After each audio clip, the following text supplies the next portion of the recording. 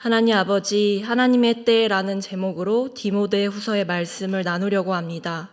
오늘 수요예배를 통해 나눌 이 말씀을 통하여 하나님께서 우리에게 주신 사명을 되새기는 시간이 되게 하시고 또 주님께서 우리에게 부어주시는 풍성한 은혜를 누리는 시간 되게 하여 주시옵소서. 예수님의 이름으로 기도드립니다. 아멘. 디모데 전후서는 바울이 디모데에게 쓴 편지입니다. 이 편지를 쓸 때 바울은 감옥에 갇혀 있었습니다. 디모데후서 1장 8절에 의하면 바울은 주를 위하여 갇힌 자라고 자신을 표현합니다. 이것은 바울의 2차 로마 투옥 때를 말해줍니다. 바울은 감옥에 투옥을 하면서 나이도 많이 들었고 노쇠하여 죽음을 앞두고 있습니다. 이러한 상황 가운데 디모데에게 보내는 이 편지는 마지막 유언과도 같습니다.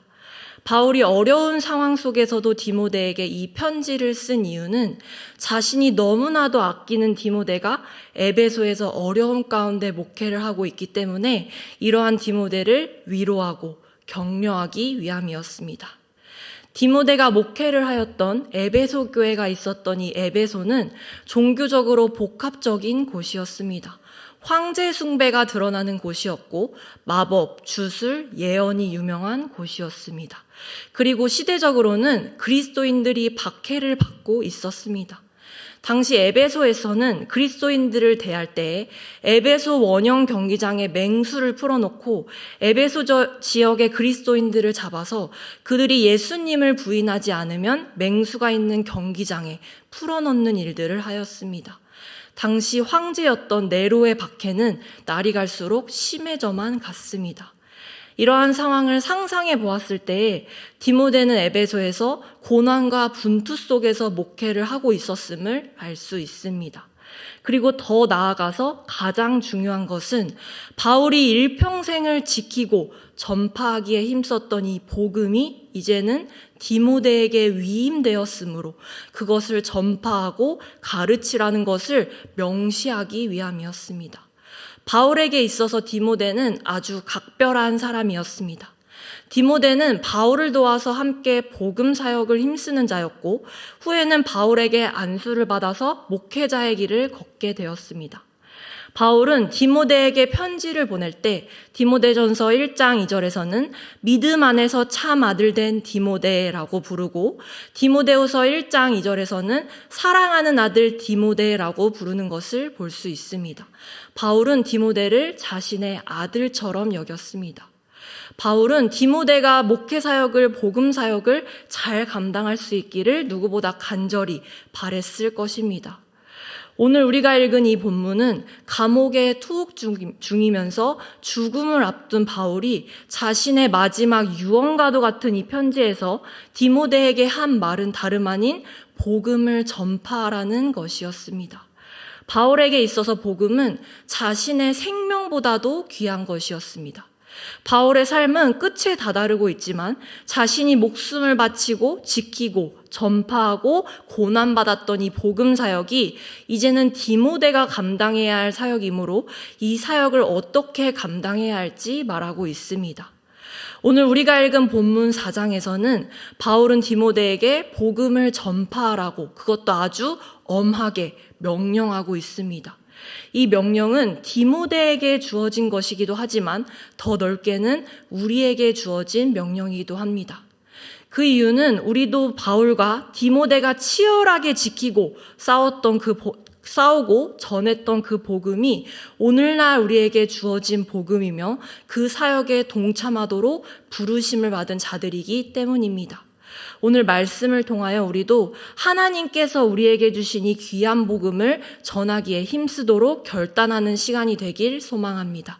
먼저 4장 1절과 2절을 저희 함께 읽어보도록 하겠습니다. 4장 1절 2절입니다. 하나님 앞과 살아있는 자와 죽은 자를 심판하실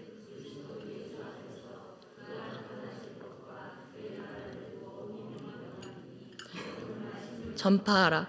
때를 얻든지 못 얻든지 항상 힘쓰라. 범사에 오래 참음과 가르침으로 경계하며 권하라. 원어를 통하여 1절과 2절을 살펴보면 사실 한 문장으로 되어 있습니다. 원래는 한 문장인 1절과 2절은 바울이 디모데에게 지시를 하는 내용인가 동시에 강력한 명령을 나타냅니다. 1절에서 바울은 자신의 이름이나 권위를 두고 디모데에게 명하는 것이 아니라 하나님 앞으로 살아있는 자와 죽은 자를 심판하실 그리스도 예수의 앞으로 명하고 있습니다. 이 구절에서 주로 강조되는 것은 예수 그리스도입니다. 바울은 그리스도께서 살아있는 자와 죽은 자를 심판하실 것과 그리스도께서 육체로 재림하실 것과 그의 나라가 완성되어질 것을 믿고 있었습니다. 그러므로 바울은 이 믿음의 고백 위에서 그의 믿음의 확신 위에서 디모데에게 명령하고 있습니다. 그 명령의 내용은 2절에서 나타납니다. 2절에는 명령형 동사가 5개나 등장합니다. 제가 한 번 더 읽어보겠습니다. 너는 말씀을 전파하라. 때를 얻든지 못 얻든지 항상 힘쓰라.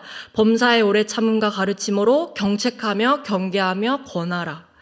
2절에 나타난 5가지 명령 중에 첫 번째 명령은 말씀을 전파하라는 것입니다. 바울은 이것에 대해서 길게 말하지 않습니다. 하나님의 말씀을 선포하라고, 전파하라고 말합니다. 두 번째 명령은 힘쓰라는 것입니다. 때를 얻든지 못 얻든지 항상 힘쓰라고 말합니다. 여기서 때를 얻는다는 헬라어로 유카이로스입니다. 유카이로스는 알맞은 때와 좋은 때를 의미합니다. 기쁘고 편안하고 사람의 눈에 보기 좋을 때를 말합니다. 때를 못 얻은 때는 헬라어로 아카이로스입니다. 아카이로스는 좋은 때와 반대의 상황입니다. 편안하거나 기쁘지 않고 고난과 핍박이 있을 때를 의미합니다. 좋을 때를 의미하는 유카이로스와 좋지 않을 때를 의미하는 아카이로스에서 공통적으로 쓰인 헬라어 단어가 있습니다. 그것이 무엇일까요? 카이로스입니다. 카이로스는 시간, 때, 기회, 시절을 의미합니다. 더 구체적인 의미로 말하자면 하나님의 시간을 의미합니다. 또 다른 시간의 개념으로는 크로노스가 있습니다. 크로노스는 인간의 시간을 의미합니다. 크로노스는 인간의 시간으로 유한한 시간입니다. 우리 모든 인간은 시간 속에서 존재하고 제한된 시간 안에서 살아갑니다. 우리는 과거와 현재와 미래에 얽혀서 그저 우리에게 주어진 하루하루를 살아냅니다. 총신대학교의 조직신학 교수님인 윤영철 교수님은 시간에 대해서 이렇게 설명을 하고 있습니다. 하나님의 형상으로서 인간다운 삶의 첫 번째 조건은 시간성이다. 존재하는 모든 것은 시간 속에 있다. 시간을 떠나서 존재는 설명되지도 측정되지도 않는다. 기독교 인간론에서 하나님 형상으로서 인간됨은 시간 속에서 실현되고 완성된다. 크로노스의 억압과 횡포에 갇힌 인간은 하나님의 계시와 구원의 결정적인 시간인 카이로스에 의해 해방된다. 하나님의 시간 카이로스는 인간의 시간을 해방시키고 우리의 깨어지고 흐트러진 창조 질서를 회복시킵니다. 하나님의 시간에 따라 인간의 삶을 주관하시고 구속하기로 작정하시고 특별한 사건으로 우리의 삶 가운데 역사하십니다. 그러므로 우리는 크로노스라는 제한된 시간을 살아가지만 하나님의 때에 이루실 그날이 우리는 언제일지 우리의 지식으로는 다 알지 못하지만 하나님께서는 카이로스, 하나님의 시간에 반드시 역사하십니다. 그러므로 우리는 복음을 전파할 때, 때가 좋을 때와 안 좋은 때를 따지는 것이 아니라 시간과 공간과 사건의 모든 사이에서 역사하시는 하나님의 때를 바라보면서 항상 힘써야 하는 것입니다. 그렇기 때문에 바울은 복음을 전파할 때 특별한 기회가 생길 때뿐만 아니라 가능성이 희박해 보일 때도 말씀을 전파하라고 말하고 있습니다. 하나님께서는 하나님의 때에 카이로스의 시간에 이루실 것이기 때문입니다. 하나님께서는 하나님의 시간에 우리의 삶을 회복시키실 것이기 때문입니다. 하나님의 때에 구원의 역사를 이루어 가실 것이기에 우리는 때를 얻든지 못 얻든지 말씀을 전파해야 하는 것입니다. 2절에서 이후에 나머지 3가지 명령은 한 문장으로 되어 있습니다. 경책하며 경계하며 권하라고 말합니다. 그리고 이 3가지 명령은 범사의 오래 참음과 가르침으로 경책하고 경계하고 권하라고 말합니다. 우리가 복음을 전할 때 우리의 힘을 이용해서 억지로 권해서는 안 될 것입니다. 그렇게 전했을 때 오히려 역효과가 난다는 것을 경험해 보셨을 것입니다. 우리가 하나님의 말씀을 전하는 것은 아주 긴박한 일이지만 그에 대한 반응은 범사의 오래 참음으로 기다려 주어야 합니다. 하나님의 때를 기다리면서 가르치고 권해야 하는 것입니다.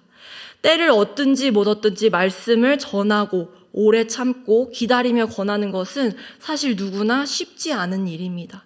저는 신앙생활을 하면 할수록 가장 어려운 것이 전도입니다.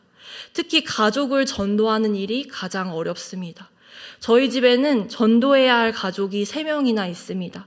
기독교라면 질색을 하는 저희 외할머니와 외삼촌, 그리고 교회를 떠난 지 어느덧 7년이나 되어가는 저희 집 엄마 아들, 저희 친오빠까지 3명이나 있습니다. 이들에게 기회가 있을 때마다 예수님을 전하고 싶지만 그것은 정말 쉽지 않습니다. 이들을 위해서 늘 기도할 뿐입니다. 우리 가족이 정말 교회에 가고 싶을 때 언제든지 교회에 나올 수 있도록 옆에서 묵묵히 기다리며 기도할 뿐입니다. 태신자의 의미가 마치 산모가 잉태한 아이를 품고 혹여나 이 아이가 어떻게 될까 정말 애지중지 품듯이 우리도 우리 각자의 태신자를 품고 기도할 것입니다. 산모가 잉태한 아이는 예정일에 맞춰서 태어나지만 우리가 전도해야 할 태신자는 언제 하나님을 인격적으로 만나게 될지 우리는 알지 못합니다. 심지어 우리가 뿌린 복음의 씨앗이 열매를 맺을 수도 있고 맺지 못할 수도 있습니다. 하지만 하나님께서는 하나님의 때에 반드시 열매 맺게 하실 것이므로 우리는 때를 얻든지 못 얻든지 항상 하나님의 말씀을 전해야 하는 것입니다. 그런데 우리가 살아가는 시대는 살아갈수록 너무나 전도하기가 힘들다는 것을 느낍니다. 바울은 3절과 4절에서 이렇게 말하고 있습니다. 때가 이르리니 사람이 바른 교훈을 받지 아니하며 기가 가려워서 자기의 사욕을 따를 스승을 많이 두고 또 그 길을 진리에서 돌이켜 허탄한 이야기를 따르리라. 3절과 4절은 앞선 1절에서 3절의 명령들을 지켜야 할 이유에 대해서 말해주고 있습니다. 바울은 때가 이를 것이라고 말합니다. 미래에 말세에 일어날 일들을 말해주고 있습니다. 미래에 어떠한 일들이 일어나냐면 3절에서 바른 교훈을 받지 않습니다. 귀가 가려운 귀를 즐겁게 하는 말을 원합니다. 또 인간의 욕망을 따를 스승들, 거짓 선생들을 많이 두게 됩니다. 4절에서는 자신이 듣고 싶은 말만 듣길 원하기에 진리를 떠난 무가치한 이야기들만 따라가게 된다고 말합니다. 바울은 이러한 말세의 현상에 대해서 4장의 앞부분인 3장에서도 자세히 말한 바가 있습니다. 3장 1절에서 5절입니다. 너는 이것을 알라. 말세에 고통하는 때가 이르러 사람들이 자기를 사랑하며 돈을 사랑하며 자랑하며 교만하며 비방하며 부모를 거역하며 감사하지 아니하며 거룩하지 아니하며 무정하며 원통함을 풀지 아니하며 모함하며 절제하지 못하며 사나우며 선한 것을 좋아하지 아니하며 배신하며 조급하며 자만하며 쾌락을 사랑하기를 하나님 사랑하는 것보다 더하며 경건의 모양은 있으나 경건의 능력은 부인하니 이 같은 자들에게서 내가 돌아서라. 3장 1절에서 나오는 말세는 마지막 최후의 끝이라는 의미입니다. 바울은 자신이 살고 있는 그 시대를 이미 말세의 일부분으로 보았고 말세는 우리가 살고 있는 현재의 시간도 포함됩니다. 바울은 말세에 슬퍼하는 때, 고통하는 때가 올 것이라고 말하며 그때에 나타나는 19가지의 제목들을 말하고 있습니다. 말세가 되면 사람들은 자기를 사랑합니다. 자기를 사랑한다는 것은 하나님을 사랑하는 것의 반대의 의미입니다. 돈을 사랑하고 자랑하고 교만하고 우월감이 넘칩니다. 비방하고 부모를 거역하고 감사하지 않고 거룩하지도 않습니다. 또 3절에서 말하기를 말세의 사람들은 무정하고 용서하지 않습니다. 서로를 모함하고 생각, 말, 행동, 시간을 절제하지 못합니다. 이후에도 여러 제목들을 말하는데 4절과 5절에서는 하나님의 권위를 무시하는 죄를 말합니다. 말세의 사람들은 배신하고 조급하고 자만하고 하나님을 사랑하는 자리에 쾌락을 올려놓습니다. 마지막 5절에서는 겉으로 보기에는 경건하고 종교적이어 보이나 경건의 능력을 부인하기에 능력이 없다고 말하며 바울은 이 같은 자들에게서 돌아서라고 말합니다. 바울이 3장과 4장에서 말하는 말세의 현상들이 오늘날 우리가 살아가는 시대상과 사람들의 모습과도 너무나도 유사하다는 것을 알 수 있습니다. 바울은 디모데가 목회하였던 세상의 시대가 그리하였던 것처럼 말세가 가까울수록 이러한 현상들이 더욱더 심해질 것이라는 것을 알고 있었습니다. 그래서 바울은 3장 14절에서 디모데에게 이렇게 말합니다. 그러나 너는 배우고 확신한 일에 거하라. 너는 내가 누구에게서 배운 것을 알며. 바울은 디모데에게 그러나라고 말하며 앞에서 말한 죄악된 삶과는 완전히 다른 삶을 살라고, 앞선 구절들의 내용들과는 완전히 다른 삶을 살라고 말하고 있습니다. 그러면서 디모데에게 배우고 확신한 일에 거하라라고 말합니다. 디모데는 어렸을 때부터 진리의 말씀을 계속 배워왔고 그 후에도 바울을 통하여 진리의 가르침을 배웠습니다. 그렇기에 바울은 디모데가 배우고 확신한 그 진리의 말씀 안에 거하라고 말합니다. 여기서 거하라는 계속 머물러 있으라는 의미입니다. 우리도 말세의 때를 살아가고 있습니다. 하지만 바울은 이러한 때를 살아간다고 할지라도 복음 안에서 거하는 것에서 더 나아가 우리에게 맡겨진 사명을 감당하라고 말합니다. 다시 4장으로 돌아와서 4장 5절을 같이 읽어보도록 하겠습니다. 4장 5절입니다. 너는 모든 일에 신중하여 고난을 받으며 전도자의 일을 하며 내 직무를 다하라. 바울은 3장과 같이 4장에서도 그러나라고 말하며 앞선 내용들과의 정반대의 이야기를 말합니다. 그런데 이제는 디모데가 배우고 확신한 복음 안에서 거하는 것에서 더 나아가 디모데가 거하는 그 복음을 전하라고 말합니다. 그러나 디모데야, 시대가 이러한다고 할지라도, 말세에 고통하는 때가 온다고 할지라도 너는 모든 일에 신중하여 고난을 받고 전도자의 일을 하고 맡겨진 일들을 감당하라고 말합니다. 여기서도 명령형 동사가 4개나 등장합니다. 첫 번째로 디모데는 모든 일에 신중해야 합니다. 더 쉽게 말하면 디모데가 정신을 바짝 차려야 한다는 의미입니다. 디모데가 지금까지는 정신을 차리지 못했다는 의미가 아닙니다. 앞선 심각한 내용들과 같은 세상을 살고 있기에, 그리고 살아가게 될 것이기에 계속해서 정신을 바짝 차리고 분별해야 한다고 말한 것입니다. 두 번째로 디모데는 고난을 받아야 합니다. 사람들이 아무리 귀가 가리워져 바른 교훈을 듣지 않는다고 하더라도 그리스도인인 디모데는, 우리는 진리 앞에서 타협하지 않으므로 진리를 위해 고난받을 각오를 해야 합니다. 세 번째로 전도자의 일을 해야 합니다. 그리고 네 번째로 직무를 다해야 합니다. 맡겨진 직분을 최선을 다해서 완수해야 합니다.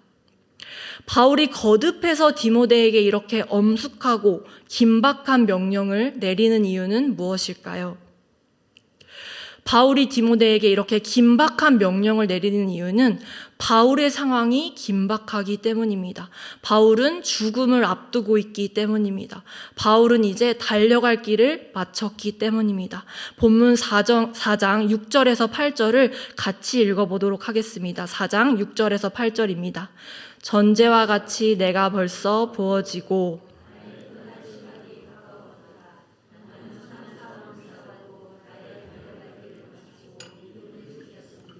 이제 후로는 나를 위하여 그의 면류관이 예비되었으므로 그날에 내게 주실 것이며 내게만 아니라 주의 나타나심을 사모하는 모든 자에게도니라. 너무나 멋지지만 너무나 슬픈 바울의 고백입니다. 이제 디모데는 바울이 따라갔던 그 복음의 길을 따라가야 합니다. 바울은 6절에서 전제와 같이 내가 벌써 부어지고 떠날 시각이 가까웠다고 말합니다. 구약시대에 드렸던 희생제사와 같이 자신의 삶을 드림으로 떠날 때가 되었다는 것입니다. 그리고 바울은 30년간의 자신의 사역을 이렇게 고백합니다. 나는 선한 싸움을 싸웠다고, 그러므로 달려갈 길을 마치고 믿음을 지켰다고 고백합니다. 바울은 자신에게 맡겨진 복음을 위해 치열하게 싸웠고 지켜냈습니다. 그리고 이제 이 복음을 바울이 너무너무 사랑하는 믿음의 아들 디모데에게 위임하여 디모데가 이 험난한 여정을 따라가야 합니다. 이 세상은 거짓된 것을 따르게 하고 진리를 떠나게 하지만 바울은 아주 엄하고 긴박하게 명령합니다. 말씀을 전파하라고 명령합니다. 오늘날 우리도 마찬가지입니다. 우리에게도 맡겨진 복음이 있습니다. 우리도 이 복음을 위하여 치열하게 싸우고 지켜내고 전파해야 합니다.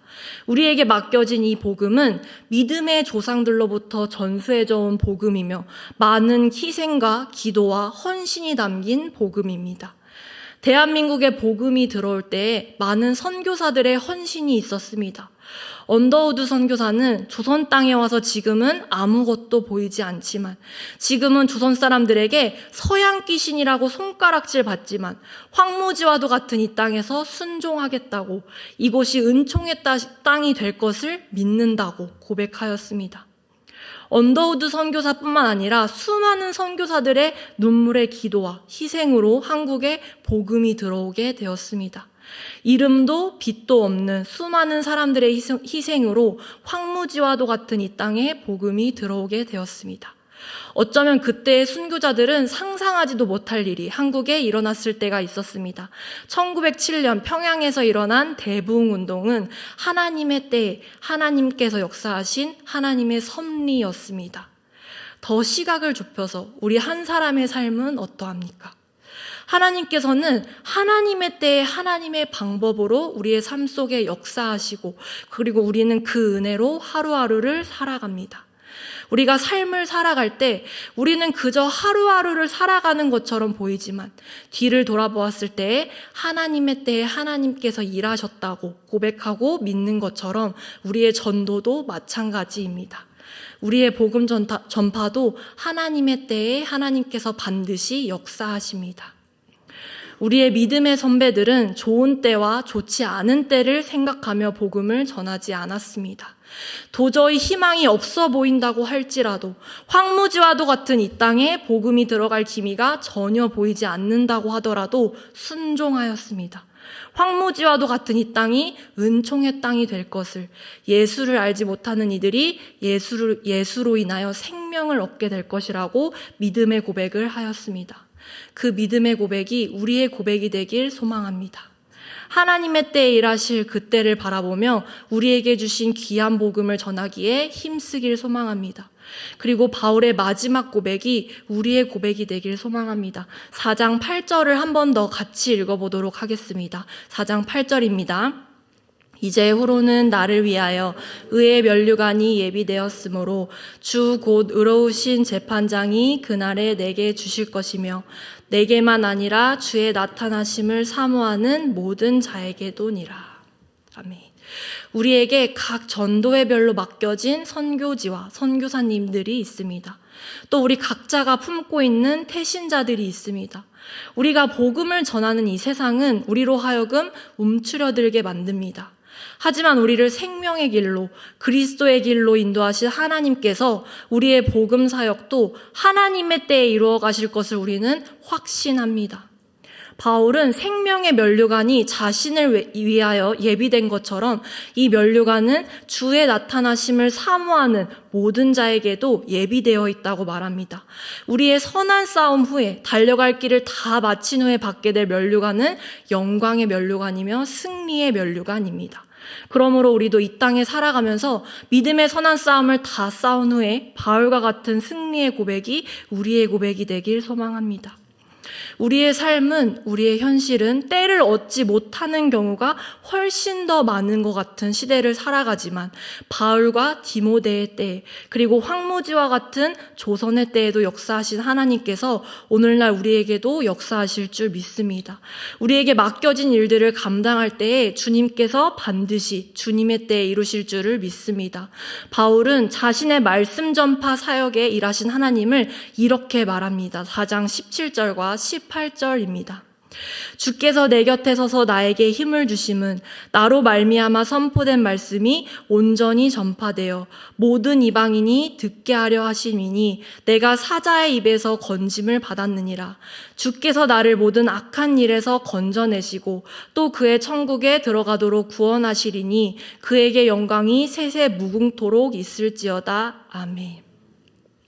바울은 말씀을 전파할 때 바울의 힘으로 사역을 감당한 것이 아니었습니다. 주님께서 바울 곁에 서서 바울에게 힘을 주심으로 사역을 감당할 수 있었습니다. 그래서 바울은 17절과 18절을 시작할 때 주께서라고 말하며 주님께서 하셨다고 말하고 있습니다. 우리의 삶도 마찬가지입니다. 우리가 전파하는 복음은 주님의 때에 주님께서 반드시 열매 맺게 하십니다. 이러한 확신과 믿음을 가지고 우리는 세상으로 나아가야 합니다. 마지막으로 찬양을 하나 소개하면서 마무리하도록 하겠습니다. 내일 일은 남 몰라요 라는 찬양인데요. 원래는 영어로 지어진 찬양인데 한국의 안희숙 사모님이라는 분이 번역하여서 유명해진 찬양입니다. 안희숙 사모님은 일제강점기 때 죽으면 죽으리라 라는 각오로 신앙을 지켜냈던 분입니다. 찬양의 가사는 이러합니다. 제가 1절과 2절만 읽도록 하겠습니다. 내일 일은 난 몰라요. 하루하루 살아요. 불행이나 요행함도 내 뜻대로 못해요. 험한 이 길 가고 가도 끝은 없고 고뇌요. 주님 예수 팔 내미사 내 손 잡아주소서. 내일 일은 난 몰라요. 장래일도 몰라요. 아버지여 날 붙드사 평탄한 길 주옵소서. 좁은 이 길 진리의 길 주님 가신 그 옛길 힘이 들고 어려워도 찬송하며 갑니다. 성령이여 그 음성을 항상 들려주소서. 내 마음은 정했어요. 변치 않게 하소서. 내일 일은 난 몰라요. 장래일도 몰라요. 아버지여 아버지여 주신 소명 이루소서. 우리는 내일 어떠한 일이 일어날지 알지 못합니다. 우리의 불확실한 하루하루의 삶 속에서 우리는 주어진 하루하루를 살아갈 뿐입니다.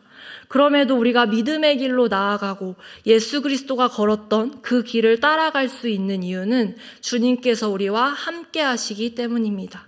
하나님의 때에 일하실 하나님께서 우리와 함께 하시며 반드시 역사할 것이기에 우리는 맡겨진 사명을 감당해 나갈 수 있습니다.